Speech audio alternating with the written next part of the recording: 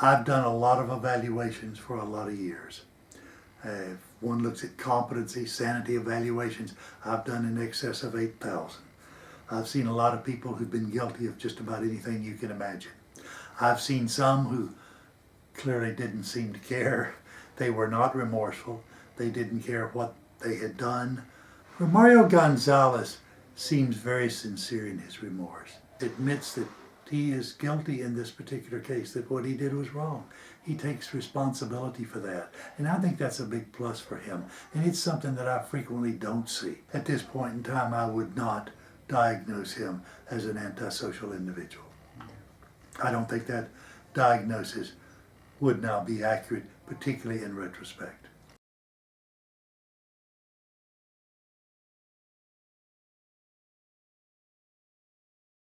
Back in 2005, I did an interview with a young boy. I say boy because when I first saw him and met him, he looked just like a little boy. And his name is Ramiro Gonzales in Bandera, Texas. I met him, I had a hunch. There'd been a missing girl in Bandera County. And while I was doing another interview in Bandera with a real estate agent who was the victim that Ramiro was in jail for, I guess aggravated assault with a deadly weapon, I had this hunch that maybe he knew Bridget Townsend, just some hunch I got. Little did I know how it was going to shape me years later. So went in and did the interview, and he was just a little boy. He still looked like a little boy, even though he was in some big grown-up trouble. And then we just kept talking, and then I asked him, how do you know Bridget Townsend? And he just kind of stopped in his tracks and, looked around. He goes, well, I don't know who you're talking about. I don't know her. And I kept saying, do the right thing. You know that her mother wants to know where she's at. Do the right thing if you know where she's at. Well, the night that we left, Ramiro set his cell on fire, ended up just getting smoky because of the cinder blocks. And he told the sheriff, I want to take you to the girl. The lady said I need to do the right thing. So he did the right thing. He took them to that big ranch, and there was Bridget's remains.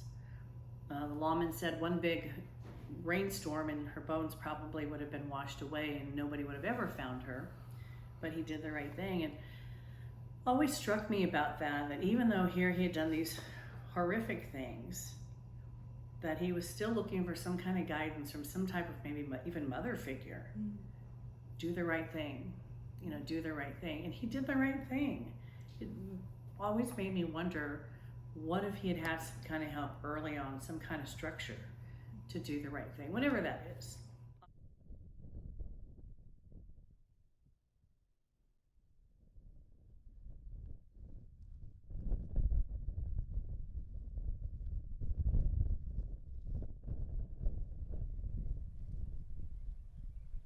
Ramiro's life would have been completely different had only one person showed him love and affection or attention. I can't imagine what it would have done as a child to have someone hug him or tell him that he was deserving or that he mattered. There's a sanctity, there's a sacredness in every single life. We all make mistakes. Some mistakes breed more hurt than others. Some you can't take back. It's amazing how just one person can make a difference in someone's life.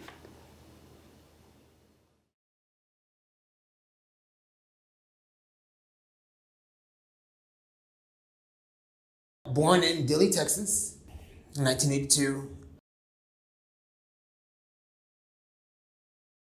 Maybe my mom was too young, my biological mother, whatever, but from birth, I was directly mailed off to my grandparents' home. They raised me.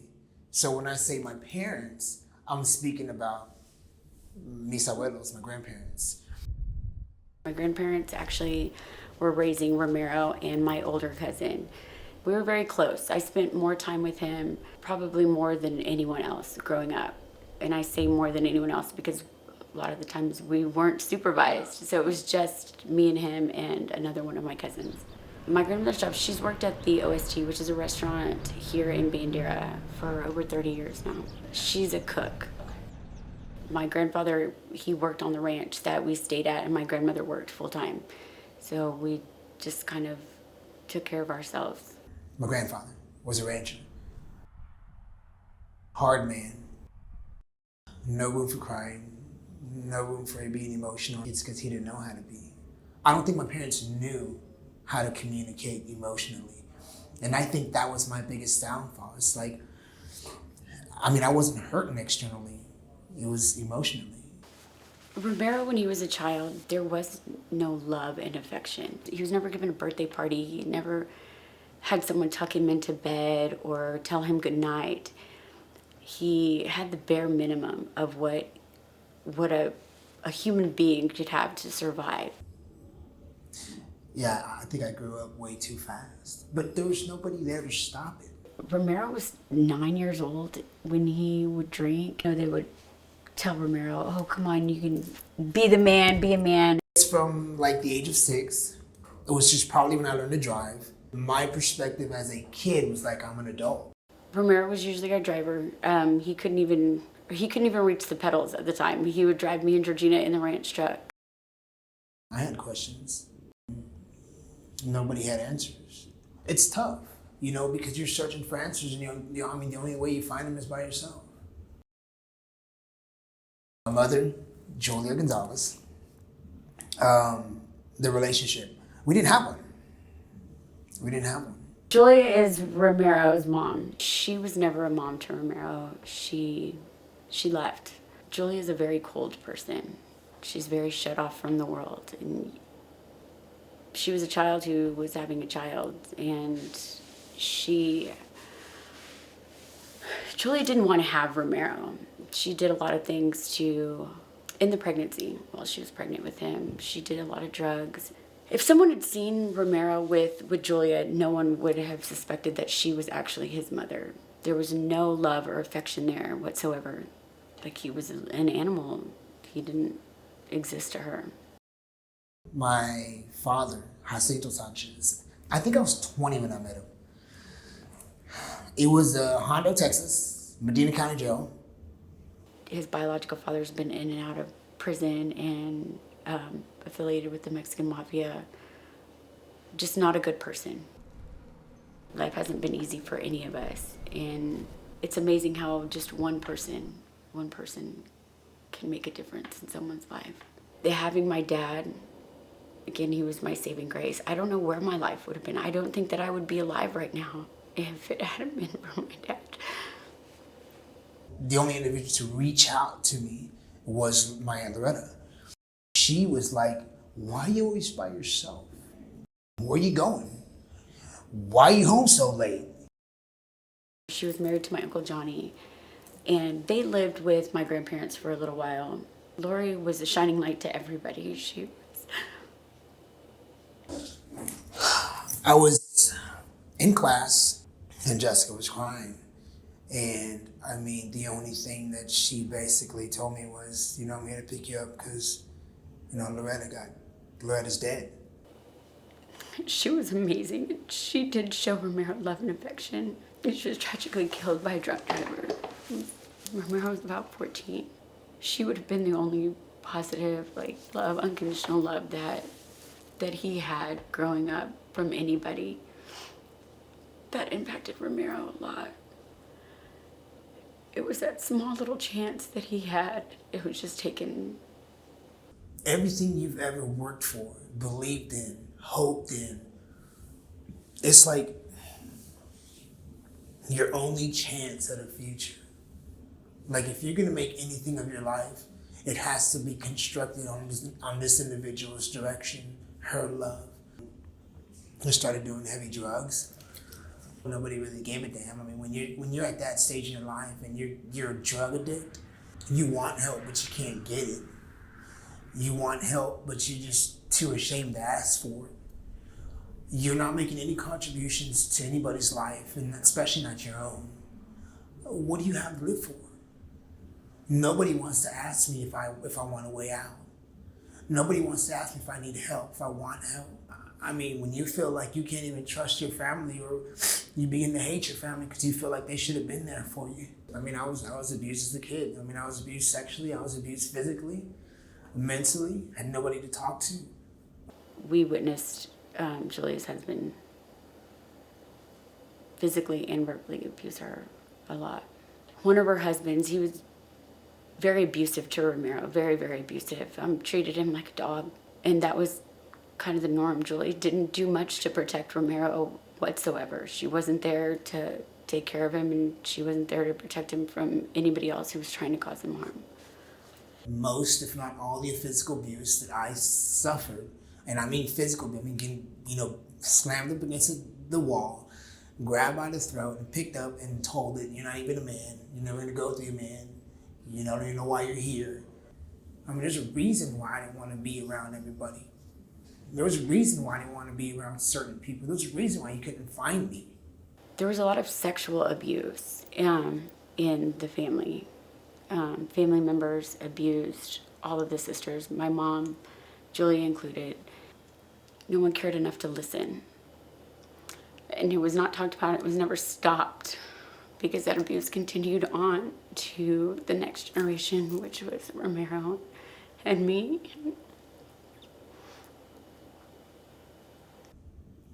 Somebody knew about my abuse. Somebody knew. There's just no way you're not going to tell me you didn't know I was being abused. There's no way. But I don't know if it was, maybe it happened to them. Maybe they felt like, well, it'll go away one day. Those things don't go away. So Ramiro has a child. She's about 23. Ramiro was roughly around 12, and Jennifer was about 19 when he got her pregnant. But Jennifer was an adult, and Ramiro was a child. He was a child when he got her pregnant. Had Ramiro been 19 and Jennifer been 12,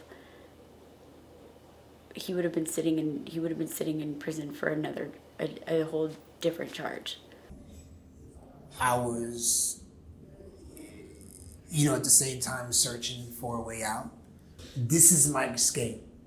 The drug is the only way to drown out the hurt. Probably my biggest regret, knowing that I probably could have really helped myself, but I allowed the shame and the addiction to just cut me down. I am sorry. I'm sorry for what I did. But I know just how precious everything, or Bridget was.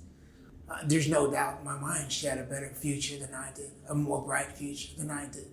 I wish I could give it back. I wish I could take away the hurt, the pain from everything. If, I've said this before, if there was a way that I could just drop my pills to make everything better, I wouldn't think twice. I had to deal with the fact of how to correct it as much as I could, finding ways to not only better myself, but contribute. Ramiro has a friend. She was the first real person to show him love and affection. It's made a whole world of difference in him. I live in Toronto, Ontario with my family, and I am a minister with the United Church of Canada. So I've known Ramiro for about 7 years, and our friendship has really evolved in that time. We started out speaking about what our day-to-day lives were like. I got to tell him about what it was like being the mother to 2 very, very small children. I've been really moved by Ramiro's resiliency, being able to take a situation that seems so dire and so bleak, with so many people telling him that his life isn't worth anything, and yet still being able to connect with others and move them in love. There are a lot of people who have been very positively affected by being in relationship with Ramiro. Ramiro makes people's lives better. Ramiro Gonzales, I believe he is genuine. He believes in God. He holds faith high on his list of things. So my mom passed away in December. He said, I heard, and he said, you know, I prayed about it. I prayed for you. And that's who he is. That's what I've seen. He is that type of person. I know Ramiro Gonzales, very short dude, sweet dude, very active, very sweet guy. You know, when you first get in there, you have to put a vest on, you get anxiety, like, oh my God, I gotta, you know, watch 84 inmates by myself. But I felt no danger with him. He was a very sweet guy. He at first stayed to himself, drew his pictures and everything, was reading books as I walked by the cell door, never gave me any problems. One of the things I always told to him, you know, and if he felt down, you know, don't let people change your spirit, you know, even the guards, you know, sometimes they can be hectic sometimes, you know. He kind of reversed that on me one day and used it against me and was just like, hey, Bess, don't let them change your spirit, you know, pray, you'll be okay. Go by his cell, you know, you'll see him reading his Bible, or, you know, you try not to bother him, you know, you just make sure he's still breathing in there, you know, because he'll have his little light on and, you know, reading his Bible. And I always get on him and tell him, like, hey, turn on the light, you're not gonna be able to see. He's like, I already can't see, you know, that's not making no better, you know, reading in the dark. So little things like that, but he kept the Bible. I'm definitely not the person I was 20 years ago. I'm not even the person I was before then. Today I love reading. I mean, I can't tell you how much I love reading. You couldn't pay me to read in the world. I mean, I want to be instrumental in the lives of people, so I search for ways to do so. The thing that actually brings me the most joy, like I guess like the greatest sense of hope, is Brian, Thea, you know, Val, Randy, Annie, and you know, my own little personal relationships they know of. Ramiro relates to his faith, relates to God, relates to the people around him, and it's been really moving to see how concerned he is in every single letter that I receive about my well-being, about my family's well-being, about my children's well-being. His life is very centered around prayer. He often talks about prayer in terms of a conversation, in terms of having conversation with God. When my father was dying, he was constantly talking about that my father was in his prayers. Love, mercy, grace, forgiveness, all these attributes of, you know, God. That's what's really, really been so instrumental in my life. Because you know what's hard to do? Forgive. But you know what's even harder? Forgive and then love that individual. So Ramiro's become a really, really good friend, not only to me, but a friend to my family. I went into the relationship thinking I was going to do this nice thing by engaging in relationship with somebody who was in prison and waiting to die. And out of that has come an enormous learning in humility, because I have received just as much from Ramiro as I feel like I have given. Having a support system has paid dividends to my sanity, my spirituality, hope, and it's become a driving force for more change. Now when my grandparents come and visit me, I tell them I love them. I tell my dad, look, I love you, Dad, you know, my grandfather. Every now and then he'll tell me I love you too, you know, and I got to go back and deal with it, because it's like, man, my dad told me he loved me. You know, I love my family. Like I told Jessica, it's all I want, it's my family back. Everybody's life means something. God puts us here on this earth for something. I've struggled with whether or not he would forgive me for not being there for the last 20 years, but I wasn't the person that would have been good for Ramiro until I found healing myself, and being able to write him and just show him unconditional love and that I do care about him. It's just become something that I do daily, that I look forward to doing, and just sharing with him about my kids and letting him know someone cares. It's reassuring. It helps to solidify an individual's worth. When you know that somebody really cares for you enough to actually, you know, even go out of their way just to spend time with you, it's therapeutic. It could be a lifesaver. It's really tough to think about Ramiro being executed because Ramiro's never had a life. He was never given a life. He was never given a chance. Ramiro is just now being shown love and friendship for the first time in his life. He has people that care about him. I think that Ramiro should be given a chance to show what type of person that he actually is, and that he could be. And that was one thing that he lacked 20 years ago.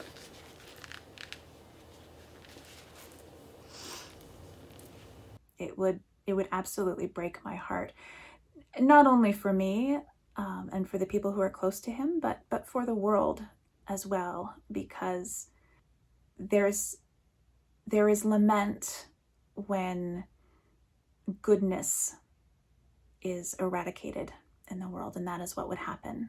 Do I believe in the death penalty? Yes, I do. Do I think that the state always gets it right? No, I don't. But the person that I see or I have known for the past 5 years, if asked if I feel safe around him, I do. Do I feel that he has grown as an individual? I feel that he has. I just really hope that they find it in their heart to, give him clemency so, he can make better choices for other people that may come in there. You could teach them some things. He's very knowledgeable. He's very patient. He's compassionate about people. Even when you're feeling down, hey, are you okay? He's very caring. I pray for the best for him. I pray that they have it in their hearts to give him clemency. He is an individual who he has some goals and some aspiration if he is able to continue living. If his sentence is commuted, I think that would be a positive thing for all of us. When you execute me, you're not executing me for my mistakes anymore. I'm better. I made myself better. I made myself greater. I've overcome, and I'm proud of myself. So if I was to be executed, then, again, I'll apologize for my mistakes, and I think fulfillment would be the word. So that's it. Do you have anything else?